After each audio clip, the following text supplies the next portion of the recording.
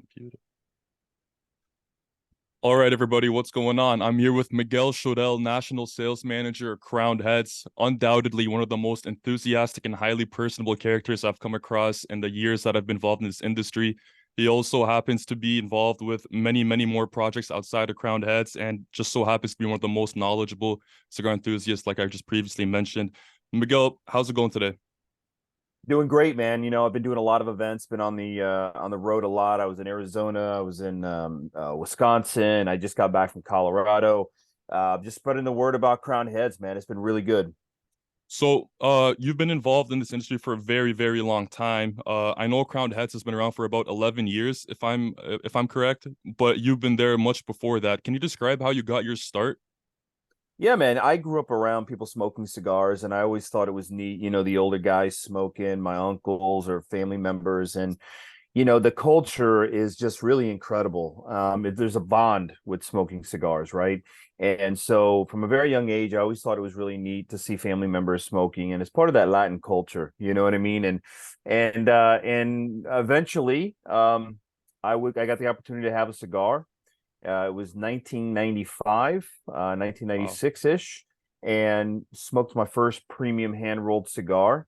Really enjoyed it, read Cigar Aficionado and really got into the culture of things. Now, back then, there weren't like the chat rooms like there are today, or there isn't Zoom, so you had to really find local people to smoke with, your local cigar shop, and lounges weren't as popular back then because you could smoke in a lot more places.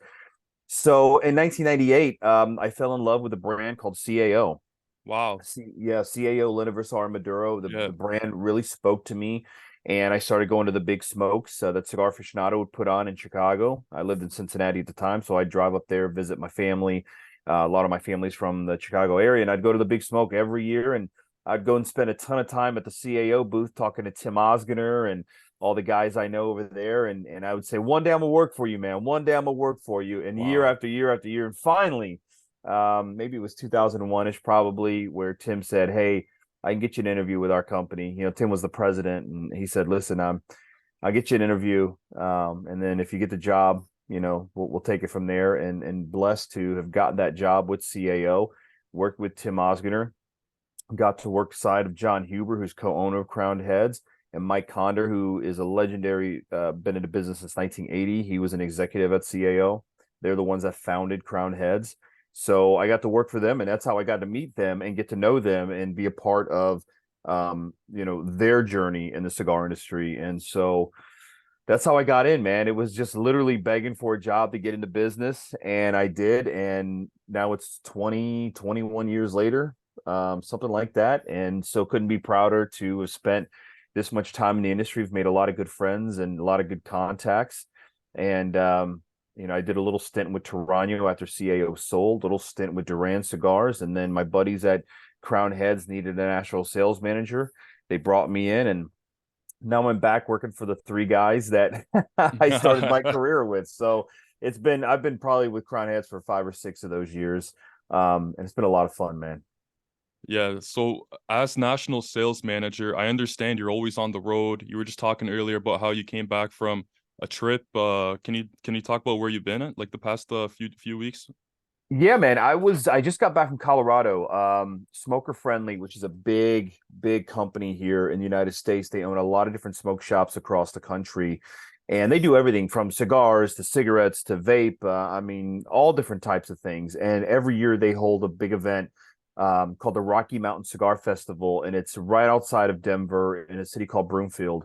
Right. And I mean, you're talking, 25, 3,500 diehard cigar fans. So I Wow. went there to operate the Osgener and Crown Heads table. Yeah. Before that, I was in Wisconsin for a couple of those big multi vendors as well.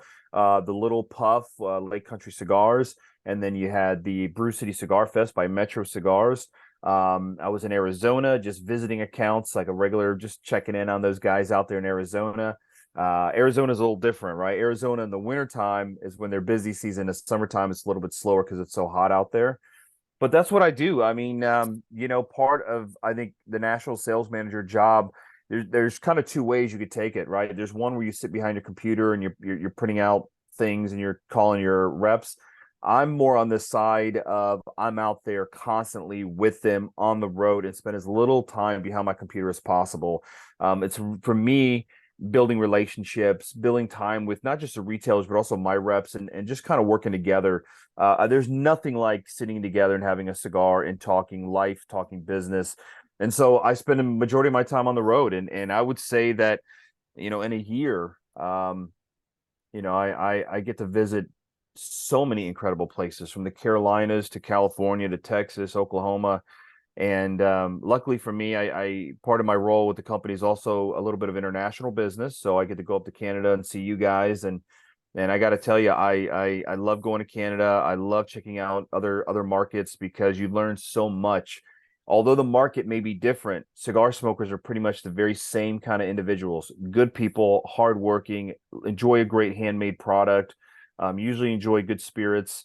And so it's always incredible to meet. People will ask me, they'll go, what are Canadians like? And I say, brother, they're the same as us. We just want to Yeah, smoke cigars and be left alone. You know what I mean? 100%, man. So Yeah. yeah, but I spent a lot of time traveling. That's why I spent a lot of time in the air, and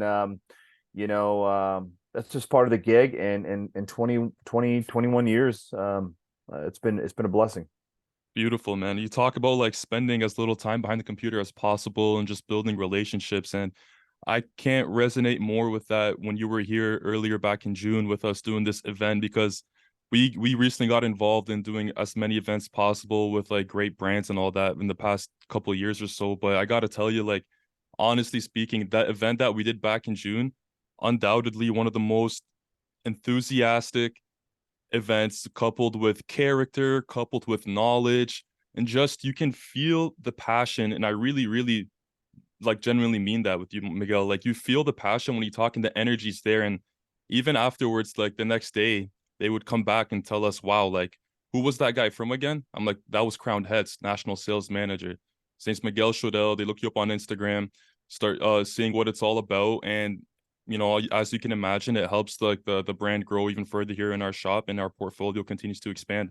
So I got to thank you for that and making your way up here. And I hope we can get you back up here again for another event. Absolutely, you'll see me up there again next year. Thank you, man. I appreciate the kind words. I think anything you do in life, you can be very passionate about, right? You could be passionate about a podcast, about reading, about selling cars, whatever you do, you could be passionate about, right? For me in this industry, I've spent so many years in this industry, and you meet so many incredible people, and you connect with so many other people, and I think that is what fuels my passion for this industry is that over a cigar, you can meet just incredible different types of people, right? You meet conservatives, you meet liberals, you meet people that are executives, you meet blue collar, you meet and I don't know what other job you could have in this world where part of the job is sitting down, smoking a cigar together and just talking. And I think Yeah. that just makes you a better person when you learn about other people's lives, other people's stories, other people's careers. And it just makes you, I think, a well-rounded person. So I think I try to take advantage of that and get to know as many different people, which I think is just great in life in general. And I have a great passion for agriculture, and tobacco being something that some people may not even realize how big the agricultural part of cigars are to Latin America, to Nicaragua, to Honduras, to the Dominican, to Cuba. How many people are employed through the growing of tobacco, the processing of tobacco, the making of cigars, the making of boxes. It's really such a big part of Latin Americans' history and culture that I think the passion for this product, the handmade part of it, the craftsmanship, the artisanal part of it, and it's an affordable product. Not everyone can buy a car that's been maybe hand assembled, one of those high end cars.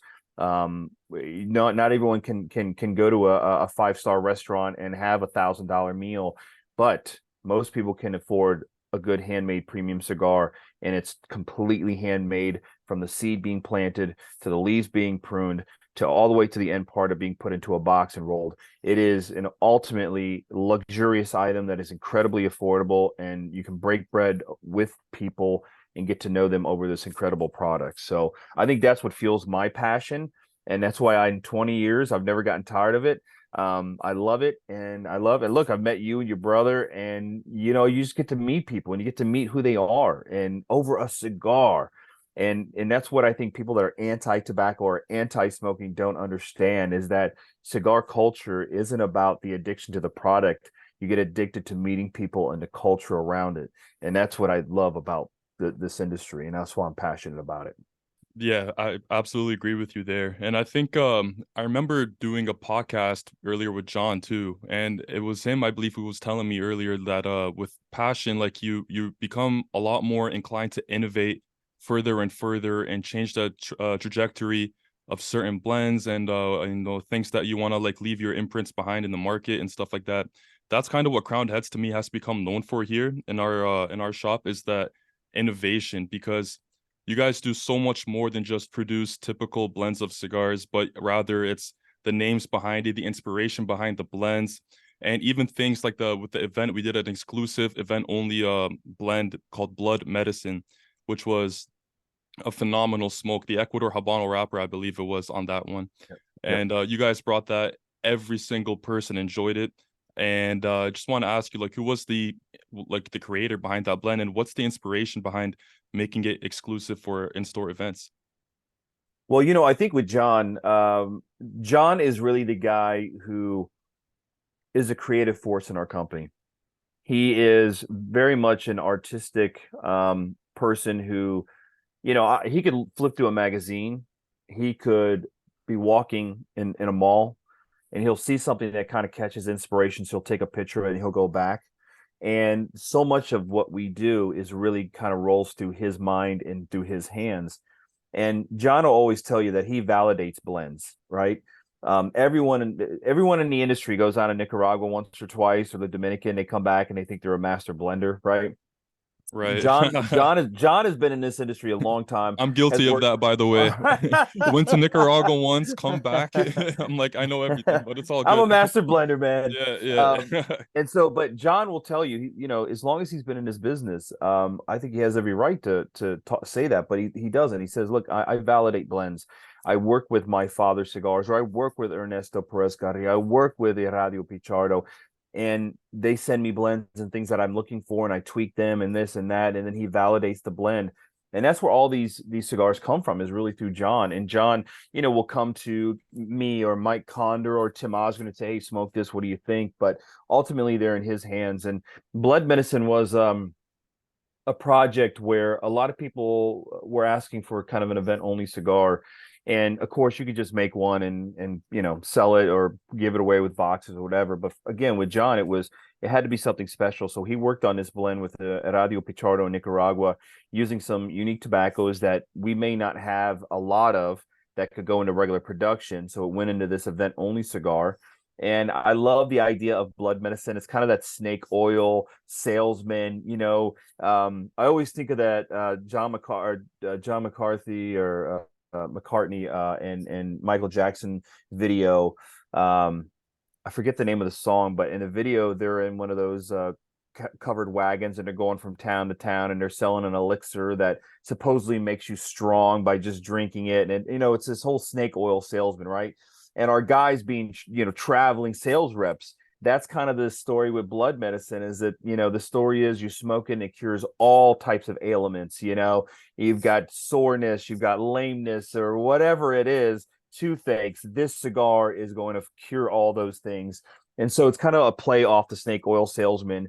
And it comes in a 4-pack, beautiful little packaging. And I have to tell you that the reception is incredible. People love the blend, they love the cigar. It's medium bodied, very earthy, very rustic blend, beautiful smoke. And it's something that we've never sold. We've never sold it. We've always give it away with purchases. And I'm blessed that we got to bring it to Canada. It was something special that we don't even bring everywhere here in the States. I mean, it's certain events, but one of those things that Rich and Paul from Brigham, the distributor up there, they said, hey, do you think you could get Blood Medicine up here? And I'm glad we were able to do it. And the reception up there was awesome.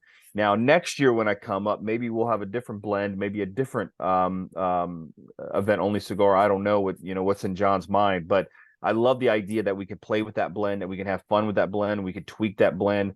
I would love to see maybe a Maduro version of that cigar, but it's something we can continue on. And to me, as a cigar smoker, it's fun. Part of the fun is out there finding unique or rare or different cigars, and I think John mixes tradition and modern kind of marketing. And I think he does a great job at blending those two, right? We don't do 660s or 770s, what are really hot right now. We do a lot of very traditional ring gauges, 46, 48, 50, 52, even up to 54. But the blends are very traditional. Beautiful Nicaraguan tobaccos, beautiful Dominican tobaccos, or Ecuadorian or Mexican San Andreas. But the names and the marketing can be a lot of fun, and I think 100%. that's where he strives. Yeah, the names and the marketing, like you said, stands out to me in our humidor because it's not like you guys make us a brand like Crowned Heads this, Crowned Heads that. Rather, it's like Jericho Hill, La Imperiosa. I know under the umbrella of Crowned Heads, of course, but Yep. each one is kind of branded in its own. It has its own story behind it. Like that tends to be the case across most brands, anyways. But it kind of has its own name to kind of separate the two different brands, which I Yeah. think is innovative in that sense. So the, Yeah. the way John explains it is Crown Heads is the band, each blend is an album. And that's the best way I can Ooh. describe it to people. Yeah, yeah. Who's the inspiration behind like the blends that have like the music history, but like for as an inspired source for the blend? Like is that still John Huber there, or what's going on? That is John. So Jericho Hill. When someone sees that cigar, Jericho Hill, everyone will say, "Oh, I love the name of that cigar. I love the band. I love the look of the cigar." If you just look at it as a cigar, it's a great name. It looks great. But if you want to dive deeper into it, there's a song called Cocaine Blues by Johnny Cash. Okay. And in that song, there's a gentleman who is a crook, who's a criminal. Jack Brown Willie Lee. One's his name, one's an alias. And he Okay. shoots his old woman down in Jericho Hill. And John was listening to a lot of Johnny Cash while he was working on that blend. And so that really spoke to him at the moment, that name Jericho Hill. So we created a blend called Jericho Hill. And again, if you just hear the name, you go, "Oh, that's a cool name." You know what I mean? But if you want to go deeper into it, you go, "Well, what does it mean? Where does it come from?" And then you find out it's inspired by Johnny Cash, Cocaine Blues. Well, in that song, the gentleman is a 44S, which is a size. Jack Brown's a size. Willie Lee is a size. LBV, Long Black Veil, OBS, Orange Blossom Special. Those are names Okay, also. okay, Those are okay, names from his Folsom album. okay. And at the end of the song, the guy gets ran down by the police. They finally catch him in Juarez, Mexico, and we have a cigar called Juarez as well. So Ah, those are some of the complexities with it. And we have a cigar called Four Kicks, which I have in my hand right here. I was going to go smoke on the patio, but they're out there cutting the lawn right now. Four Kicks is a song by Kings of Leon. And in that song, it says, "You boys from the south, grab your switchblade posses. Us boys from the north, we're going to grab our guns." Basically, go toe to toe. And that was kind of the attitude. This was the first cigar that Crown Heads made, and that was the attitude and the beginning of people saying, "Hey, you guys killed it at CAO. You guys were awesome at CAO, but could you be successful again as an artisanal boutique brand?" And so it was kind of an FU to the man, if you will, and say, "We're going to do it our way. We're going to carve our own path, CYOP, and we're going to do our own thing." And all these years later, John and Mike and Tim have created a very successful brand. and now all those years later, obviously, I mean, you guys been around, I think I mentioned earlier, for 11 years Yeah, and yeah, yeah. clearly established such a strong cigar portfolio. And with that, I believe came great connections such as EP Carrillo in the Dominican and the Garcias in Nicaragua. Um, can you describe what that's been like for you guys as a partner to make such phenomenal blends within the industry? Yeah, I'll start with my father in Nicaragua. My father was really a connection. John Huber's great friends with Pete Johnson at Tatuaje. They were friends when Pete was managing Grand Havana Room in LA. And so when Pete launched Tatuaje as a brand, obviously my father's this incredible brand, incredible, factory. But Pete really helped put them on the map in the beginning.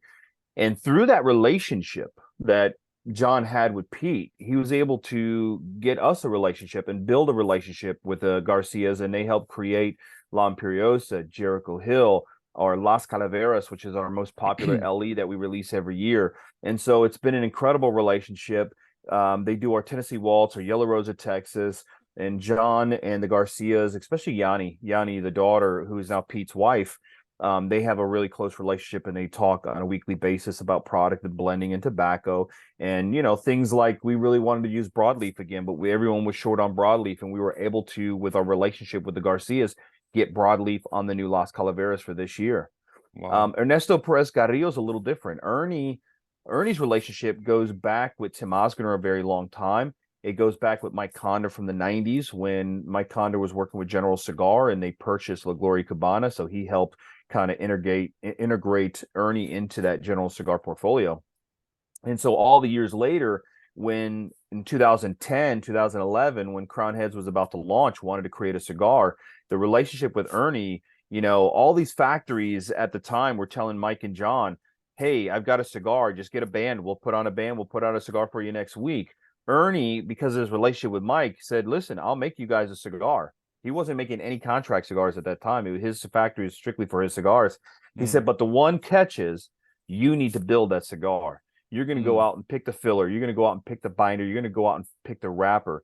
And they thought to themselves, what an incredible, from this factory could have easily said, I'll make you a great cigar. He said, no, this is your first cigar as Crown Heads. You're going to build it from scratch. My company, my factory will roll it, but I want you to be at every stage. And so they picked Ernie as their first launch, and Ernie's obviously made Le Carême, Four Kicks. I mean, you could go on and on and on Yeah. with what he makes for us. Isn't there a new blend he made this year, La Veretta? Did I pronounce that Lavaretta. correctly? Yeah, Yeah. Lavaretta. Lavaretta is really incredible, man. It's very well aged tobacco. The wrapper is 4 to 5 years, the filler is 4 to 5 years, the binder is incredible, super elegant, medium body. It's some of Ernie's most well aged tobacco. And that actually goes back to the relationship with Ernie, is that Ernie doesn't just make us cigars. He's very much well invested emotionally into our success and our brands and our blends. We are a major part of his factory in the Dominican. We talk to him and his family constantly. We're both giving each other ideas and helping each other out. And that was something with Lavaretta, was he opened up his most well aged rare tobaccos to us to create something very, very special. And that's not something every cigar factory is going to do for a client, right? So there's another level of love and respect there. Also in Nicaragua, we use tobacco, a gentleman by the name of Radio Pichardo, Tacanixa, and he has a great little factory in Nicaragua and is doing our Mil Diaz and our Juarez. And that's a guy who is just who's become a good friend over the years. I knew him years and years ago, and he's done a great job for us. And we also use a little bit of Naxa, Nicaraguan American Cigars SA. Okay. They do some stuff for Steve Saka. They do some stuff for us, and they do our Le Patissier. Yeah. And so we are very blessed with the relationships that we have. Every factory, every maker has a unique style of blending to aging to fermenting. So you get to tap into all these different people's philosophies. And at the end of the day, you create a cigar that represents Crown Heads, but also represents their factory and their style. And they're very proud to put out the best quality product because they know it reflects on them. And we talk about the factory that it comes from. So it's really an incredible relationships that we've built. And it's beautiful how you mentioned like relationships with people like the Garcias and Ernie. You guys call him Ernie, it's Ernesto Perez Carrillo. Yeah. Obviously I don't know him to be calling him Ernie and anything like that, but but yeah, but regardless though, you guys have such a bond together, and it's crazy because I can imagine being such an established cigar company that people from different factories send you blends in an attempt to get you to work with them Yeah. and have you sort of distribute it, if you will, and perhaps market it. How do you narrow down which opportunities do you take on? Which ones do you entertain? What's that process like? Well, you know what? It's interesting because I think there's different ways you can approach that, right? You can say, hey, we need to add another factory. Oh, this factory over here is really hot. We should make something with them. Yeah. That's a complete opposite of what we do. we literally, factories approach us all the time and they'll say, hey, let me send you a blend, let me send you this, and we always are very open to it. And I think what's amazing is that John will always kind of say, when the time is right, the time is right. We talked to NACSA, Nicaraguan American Cigars SA, 11 years ago, and we, at the time, it just didn't work out. We wind up working with Ernie and then eventually my father and whatever. Fast forward to last year, and we launched Le Patissier with a factory that we started a relationship with 11 years ago. Wow. And so it comes full circle, right? The right time, the right place. And we wanted a cigar that was medium bodied, very meaty, but very sweet characteristics, that had a beautiful broadleaf. And Noxa was there last year at the right time. You know what I mean? So it's one Yeah. of those things where factories are constantly sending us different blends and things. And John, it's always the right moment. When the right moment comes up, it'll be the right time. And so we're always open to more factories and more relationships. We've worked with several people over the years, and we have a lot of great relationships, like Willie Herrera at Drew Estate. We've got some great friends out there, and there are factories that we admire very much. And when the time is right, something will happen. You know what I mean? And I think that's the exciting part. And we feel very blessed to be at a point where we're very successful, where people want to work with us on the factory level, opposed to us going begging factories to carry or make our cigars for us. And we never take that lightly. It's a lot of respect. It's a lot of honor. And it means the world to us when these people send us their blends and their tobaccos. And we'll always say, listen, when the time is right, the time is right. And so it's very exciting. That's awesome. And you mentioned like working with the factory Noxa, right? Mhm. You guys have a historical relationship with the owner of Noxa, and they produce your blend called Le Patissier. And we're gonna talk about that blend and what makes it distinct in a second. But I heard a rumor recently, correct me if I'm wrong, this kind of just came out the spur of our conversation, but you moved production, or the company moved production of Le Patissier from Pichardo to Noxa due to the broadleaf supply. Is it true that Noxa has first dibs on broadleaf tobacco? Is that why it's smarter to move production there? Well, what is amazing about Noxa is that they really have a reputation for having some of the best broadleaf available. Now, if anybody knows where broadleaf comes from, U.S. Connecticut, right? Right. And like less than 10% of it is made or good enough to be used in the premium cigar world. The rest will go on things like, backwoods and stuff like that. So there's a very small percentage of broadleaf that you start with for premium cigar industry, and then you can cut that down as far as even quality, or and Noxa has some of the first dibs at the best broadleaf in the industry. So Interesting. working with them, if you look at the broadleaf that they use, I mean, it's flawless. And broadleaf is known being for a very ugly but beautiful leaf. It Mm, beautifully by the way it smokes, but ugly by the way it looks. But if you look at the broadleaf that Noxa gets their hands on and they ferment they put so much love and attention to this leaf. There's a lot that goes into it because broadleaf is so thick that they have this. They're known for having just this beautiful, flawless broadleaf. So to work with them on a cigar, you'd be crazy to do anything but broadleaf with them. mm. And so because they had those old relationships, Gus Kuda, Raul Diesla, those two guys there, they're able to get their hands on some of the best broadleaf. So by working on this Le Patissier, they were able to secure broadleaf for the future of this cigar and the success of this blend. And sometimes that's what you got to do, right? We do a lot with Pichardo already with Mil Diaz and Juarez. So it made sense to move it to a place that could secure broadleaf, genuine Connecticut broadleaf consistently. And it's exciting. It's really exciting. 100%. Well, yeah, and that resulted in the blend, Le Patissier, that now Noxa produces for you guys, and translates to, correct me if I'm wrong, pastry, known for its sweeter profile. And what is it about this Le Patissier blend that we recently had introduced in our Canadian market finally this year? What is it about the profile that gives it such a sweeter taste? Obviously you have the Connecticut broadleaf. Talk about the filler and binder as well, if you will, and then we're gonna talk about Le Carême and how they differ from each other because they're kind of similar in terms of what they Yeah, have to offer, right?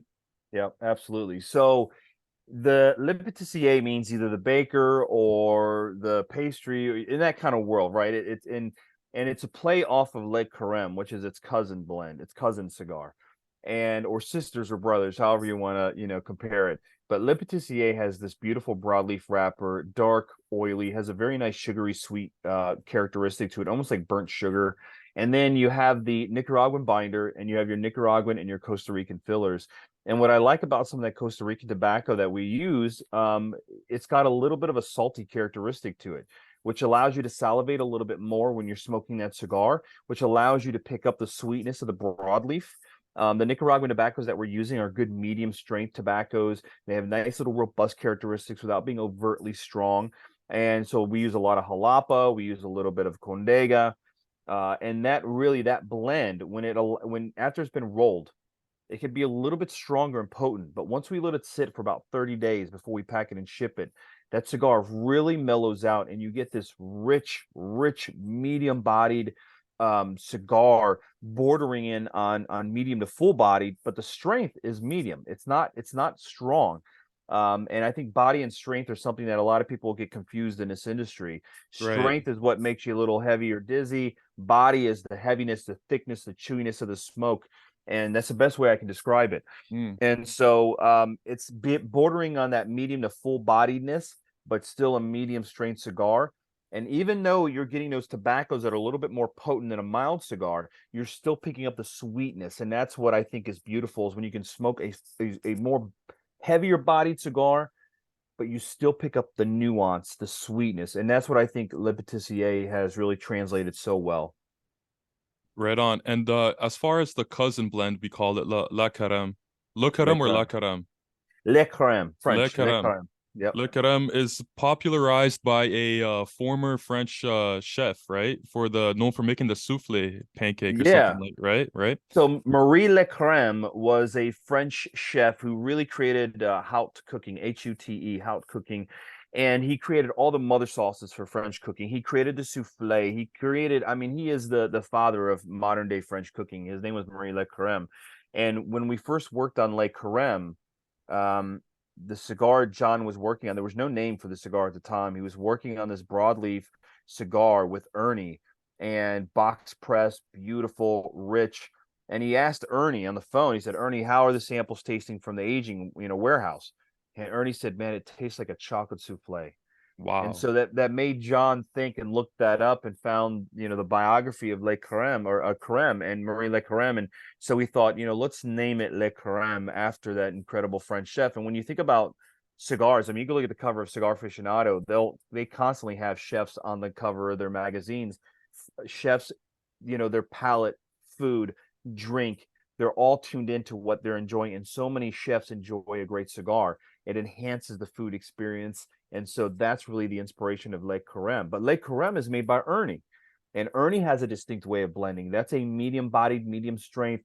I call it a dessert cigar. After a meal, instead of having your little espresso, you could have a Le Carême. The sweetness of the wrapper, but the light earthiness characteristic of the filler are really nice and very complementary to something after you've eaten. So although Le Patissier and Le Carême look very similar, one's box press, one's round, they're both dark, they both have broadleaf. They both derive their name from from the same kind of roots. They're very two different cigars, but yet there are related characteristics to them. So I tell people, after you have a great meal and you don't want to smoke something too strong, but you want to smoke something else dessert like Le Carême. Le Patissier, I think you could smoke middle of the day. You just had some lunch. You're going to have a little maybe afternoon cocktail, and you want something a little bit bolder, but you still like that sweet characteristic. That's where Le Patissier come in. So they're two wings of the same bird, 100%. It always amazes me how quickly those blends that you guys put out in your portfolio, how quickly they sell out once they're finally in stock in our market here. Just because of how distinct the blending is with the taste profiles and whatnot. It's always appreciated when, there's a portfolio out there that can offer something besides your typical original blend that, they can do, whether it's just one of the earthy ones or the more bitter, peppery ones, but it actually has more of a distinct, sweeter profile with natural tobacco too. Highly Yep. impressive accomplishment. And I want to circle back, like you guys, obviously with John Huber, heavily involved in the blending process. You talked about how he's always in contact with EPC over in the Dominican, making sure things are going, consistent and meeting that high standard that Crowned Heads is known to put out.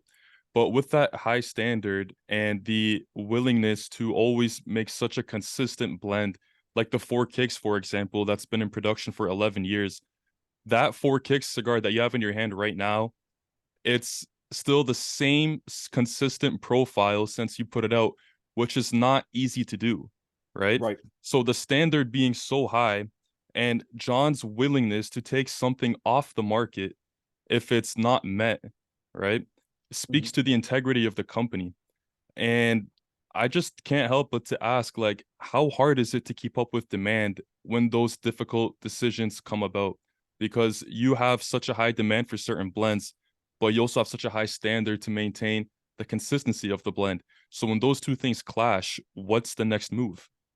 Well, what's interesting is I think that when you have a relationship with a factory like we have with Ernie, there is an openness, there is a willingness to really create the best product you can possibly make that's a handmade product, right? And our relationship with Ernie isn't just a contract, hey, make this for us, whatever. Ernie, as I said, takes a very vested interest in who we are, our brands, and our success. Part of his relationships and him being lifelong in the industry is his ability to secure tobacco that we need, that he needs for the future. Instead of going out and finding tobacco, that moment for a cigar, Ernie's has the ability to secure it for 2 or 3 years of inventory to make sure that that blend doesn't change. Uh, That all comes down to relationships. If you're a new guy off the street or you've been in the business 10 or 15 years, you may not be able to do that. But these guys that have been in it 30, 40, 50 years, these relationships that they lean on these farmers, on the tobacco brokers, they're able to secure tobacco for our blends, our cigars, and their own cigars for years to come. And that's how you keep consistency, is by maintaining that tobacco and adjusting every year. A lot of people don't realize, but tobacco is a natural product. It changes a little bit every year. So you're constantly making sure that your blend meets that particular standard by color shading, by tasting tobaccos, by making sure that the fillers, maybe one year, it's like a jalapeno, to use an example. You can get a jalapeno from a grocery store. One can be mild, one can be hotter than hell. And yeah, that's just part of nature. That's just how it happens. You know what I mean? When I'm right. making a pico de gallo and I'll go, okay, I'm putting less jalapenos in because I can smell this one's really hot. Same thing with tobacco. When you're tasting these tobaccos, you go, all right, this year I go to adjust it a little bit. You know what I mean? But you're constantly trying to stay true to that blend. On the other side, what I love about John and Mike was when there was a broadleaf shortage in the industry, really bad. We had broadleaf for much longer because of Ernie's relationships, and we were making Le Carême. Well, eventually we ran out of that tobacco, and there were tobacco distributors and tobacco brokers who came to us and said, hey, look, we have a broadleaf that we're growing in Pennsylvania, we have a broadleaf we're experimenting in Nicaragua. And Mike and John said, if it's not broadleaf from the USA, if it's not the original blend, we're not going to do it. So that Wow. blend was off the market for 2 years. Now, that is an incredible level of integrity. As a sales 100%. manager, that hurts, right? Because my job is to build sales and build, but you can't, you got to respect the art and the craftsmanship. And I totally understood where they were coming from. We would rather not sell it than to change its DNA. Wait until it was ready and that tobacco was back available. And so Lake Carême's back in the market. It was out of Canada for a long time. It was out of the United States for a long time. That integrity to me is a level of respect that I can absolutely get behind and admire, the way they do things. Miguel, do you think, given like the rising popularity of cigars and the increasing difficulty of maintaining integrity due to that high demand of cigars, that the industry is sort of compromising and rushing production, just generally speaking now, not specific to your brand, but like, what's gonna happen? Is there some level of saturation where consumers have to worry about consistency of the blend that they had last year, or what's the outlook for that? Well, during the boom in the 90s, there was so much garbage that hit the market. Anything that looked like a tobacco leaf was being rolled into a cigar. There was no consistency. You'd open a box of cigars and all the colors on the wrappers were different color. I mean, the 90s were exactly what you did not want to happen in the cigar industry. And if you notice in the boom in the 90s, it shot up and then it came down really hard because I think the consistency and quality wasn't there. But this latest boom that we've had in the cigar industry, there's a lot less of that garbage. You know, there were a lot less of these guys who think, hey, I'm going to get in real quick, make a quick dollar. There was a lot less of that, and you've seen that after the boom, this recent boom, we've continued to just kind of stay at this high level. And I think that's because there's a better quality of tobacco, there's better quality cigar factories, there's better quality of cigar smokers, you know, people that understand the culture, understand the agricultural part of this industry. So you always have to be careful with brands that are always coming into the market who are come out of nowhere. But there's a lot less of that today. I think the cigar smoker today is very blessed. He's able to walk into any humidor, your shop. Literally, you could blindfold him and have him pick out a cigar, and 9 out of 10 times he's going to pick out a great cigar. Right on. That to me speaks to how incredible the industry has become. You're always going to have the bad cigars. You're always going to have the hanger-oners, the people that want to get in real quick to make a quick dollar. Hmm. But at the end of the day, we're in a better place as an industry than we were back in the 90s. And I think if you're a cigar smoker today, do your research on the brand, on the blend, on the company, where it comes from. And I think if you do a little bit of research, which is easier to do today than it was in the 90s, Yeah. you'll find brands and blends and companies that you respect and want to connect with. And what I think is amazing too is that if you hated a cigar in 95 that you smoked, you could write a letter to the company and hopefully they'd read it. Today you can get on Instagram, you can tweet Pete Johnson, John Huber, Tim Osgener, Ernesto Perez Carrillo directly and let them know how you feel. So Absolutely. I think we're in a little bit better place today. That's awesome. Now, obviously, being national sales manager for Crowned Heads, you're smoking Crowned Heads all the time. Is there a particular blend from the portfolio that means the most to you, or a favorite overall, preference-wise, by any chance? There's two cigars that we make that I absolutely admire. The original Four Kicks, the red and gold label. I remember when John and Mike Conder launched Crown Heads, this was the first cigar that they did. And I remember them handing it to me and me smoking it in the Corona Gorda size, 5.58 by 46. This is the Sublime size I have in my hand here. I was blown away. It reminded me of the cigars in the early 90s that I had smoked in the mid 90s that had age on them, that smoked beautifully, that gave you all the flavor that you wanted, but didn't blow your head off. It was just balanced was the word that kept coming to my mind. It was so balanced. And so I fell in love with the cigar. And then when I got to join up with Mike and John again and work for them, this is a cigar that I smoke most consistently in our on my day-to-day smoking, cigar smoking, working from home, working on my lanai, traveling with my sales guys. Four Kicks is the blend I go to the most. So if anyone ever says to me, Miguel, I've never smoked a Crown Heads, what should I smoke? I feel so. If you smoke not everyone likes a Maduro. Not everybody likes a full bodied cigar. Not everybody likes a mild cigar. But Four Kicks, the original Four Kicks, is right in the middle.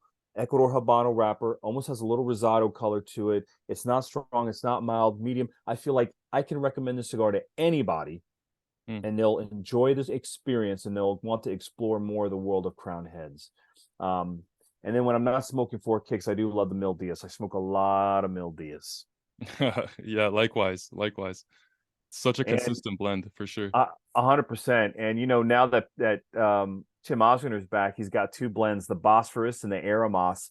And that Bosphorus blend just speaks Ernesto Perez Carrillo's rolling it. It very much speaks his tobacco and very much Tim getting back into the business, using two different binders, doing something unique he never did at CAO.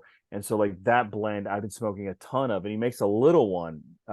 It's like a 4x50, and that cigar I found myself smoking a lot. I usually will start my day off with that cigar or end my day with that cigar. Just a beautiful smoke, man. Absolutely. You talk about enjoying the experience of smoking a cigar and just enjoying it as it was intended to be enjoyed, right? You guys recently had such a major decisive victory against the government on the FDA ruling in the United States Yes. market.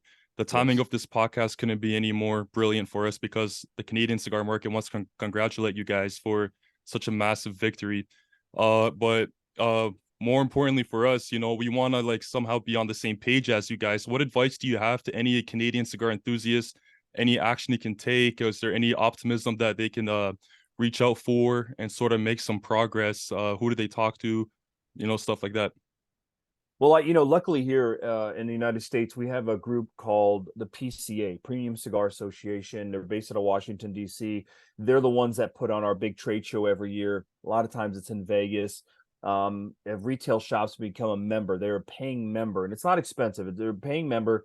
That money goes into raising more money. The trade show, the funds from the trade show go to fighting legislation.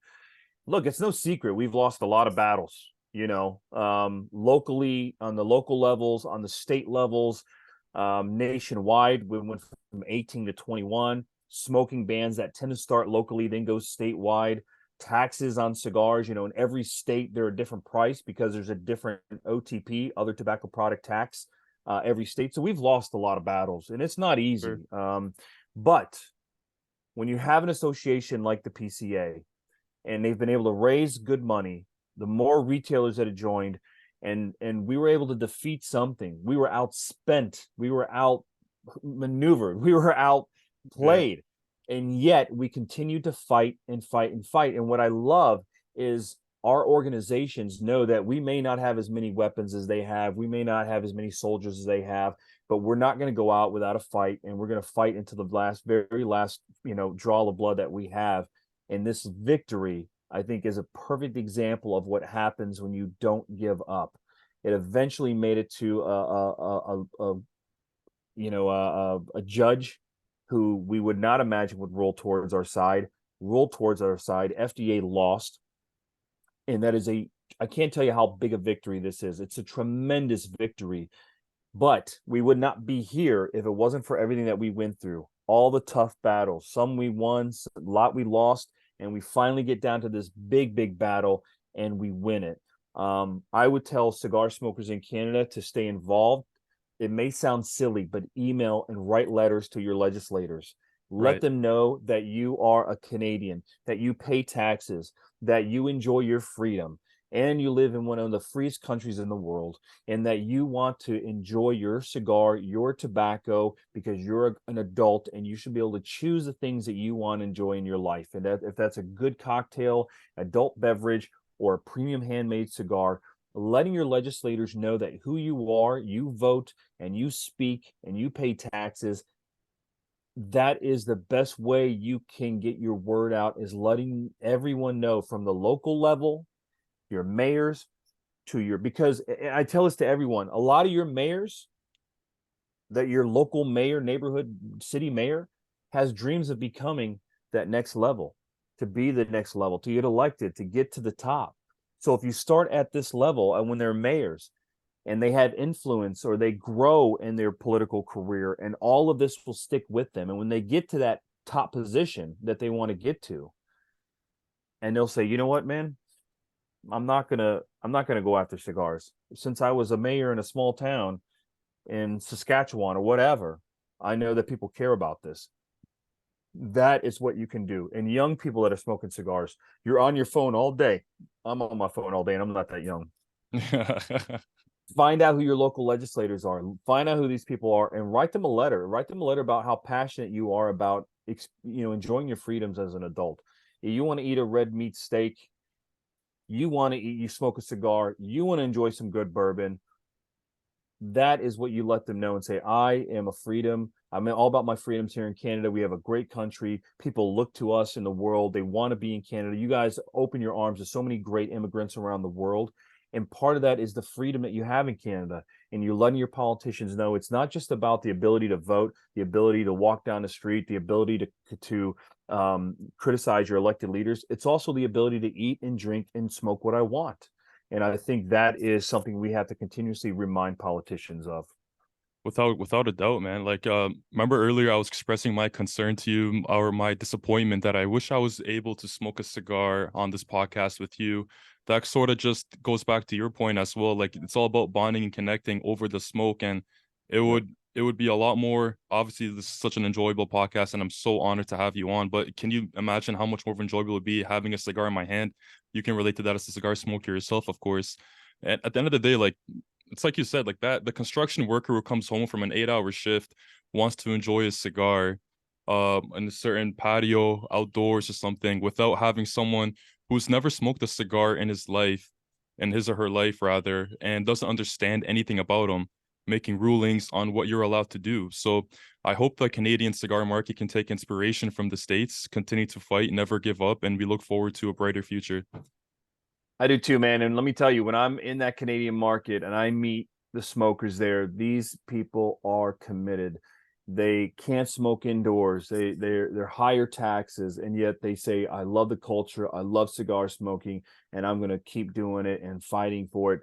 That's very inspiring. And when I come up there, I try to bring as much as I can, enthusiasm, swag, and stuff like that, because that market is so strong and so it's so hard to be they make it very difficult to be a premium cigar smoker in Canada, and yet the ones that continue to smoke, the guys that I've met in your shop, that's inspiring. I'm not going to let the government take this away from me. I enjoy smoking. I enjoy cigar smoking, and so you just keep fighting.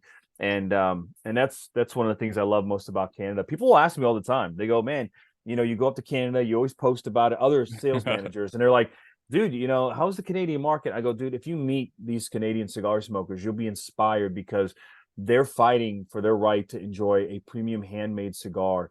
And they're very inspiring for what they like to do, and they're not going to let the government take it away from them.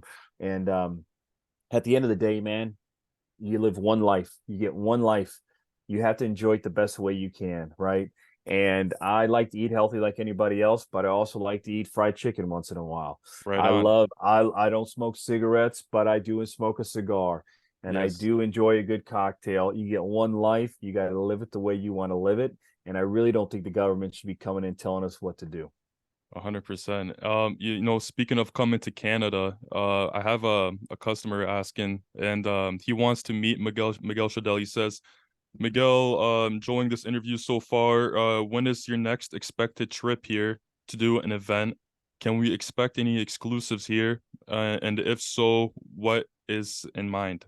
I don't know. What do you have to say to that? Well, look, as far as an exclusive for Canada, that's something that I've toyed around a little bit with John. I know we haven't made any decisions yet, but I think that would be awesome. If it's not a blend, maybe it'll be a Vitola, a particular size in one of our cigars that we can make just for Canada, just to show our love and respect and admiration for that market. So that's always something that we're considering. As far as coming back up, I usually come up once a year to Canada and spend 5 or 6 days. Next year, I'm already working with Brigham. I'm going to come up 2 weeks next year. Wow. So I'll spend a week in Ontario, around the Toronto area, within an hour of Toronto. Yep, And yep. then the other market, it may be part Alberta, and maybe half Alberta, half Vancouver. Sure. But and then I'm hopefully the year after that, I'll hit up Montreal on that other side. But next year, I'm going to come up for 2 weeks. And that's very exciting for me. I've created some great relationships in that Ontario market. So it wasn't the ability to say, okay, I'm going to come up next year for another week. Tell me where to go. I couldn't do that because I would miss all the people that I've met and built relationships like you and your brother. So I was like, Yeah. okay, I'm going to make it 2 weeks. I'm going to come up and see all the guys I love and know. And then another week, I'll go visit a different part of Canada I haven't been to. So next year, look on Brigham's website, their social media, my Facebook or my Instagram, Yeah. and we're actually working on securing dates very, very soon for next year. And when that happens, I'll let everybody know, and we'll start getting some stuff booked and scheduled. Absolutely. We look forward to it. Obviously, last time it was a great but short-lived time here, you know. This time we'll have a full day scheduled for your arrival, probably do some event maybe outside the store, like go out on a golf course and bring some of our friends and customers out there, market it in advance. It'll be a great time, great food, great people, like always. Miguel, I want to be respectful of your time. I know you're a busy man, and just thank you so, so much for everything you have to say to us today and your input, your knowledge, the whole thing in general. It's just been such a blast talking to you, man. I really, really mean it. You're such an enthusiastic guy. I really connect and resonate with you on so many of the things you say. And I really hope to be in touch with you soon as well. Well, listen, brother, I whenever I do these podcasts, I always want to say this, something I say to everybody. We make cigars. We can't make cigars without retailers. Yeah. Retailers, you play a big part in that. The podcast guys, you do both. For the podcast guys, you guys do this out of passion. You guys do this, and it's part of it is marketing and sharing information. You play such a vital role in the cigar industry, something we didn't have in the 80s, something we didn't have in the 90s, even the early 2000s, it wasn't like this. So what you do is such a valuable part of our industry is sharing information, connecting us with consumers. Thank you for having us on. Thank you for thinking about us. Thank you for taking your time out and doing this. All we are doing in the history of premium cigars, we all play a very small role in this long, long history that goes back to the Tainos and indigenous people of the Caribbean. We're all carrying the flag for premium cigars. And what you do, what we do, all plays a small part in keeping this beautiful culture and heritage alive. So I thank you. Thank you for having me on the show. And I look forward to getting back up there and seeing you soon. Don't be a stranger. Reach out anytime, my friend. Miguel, thank you, man. I really appreciate it. I hope you have a wonderful day. Thank you, brother. Talk soon. Take care. Bye.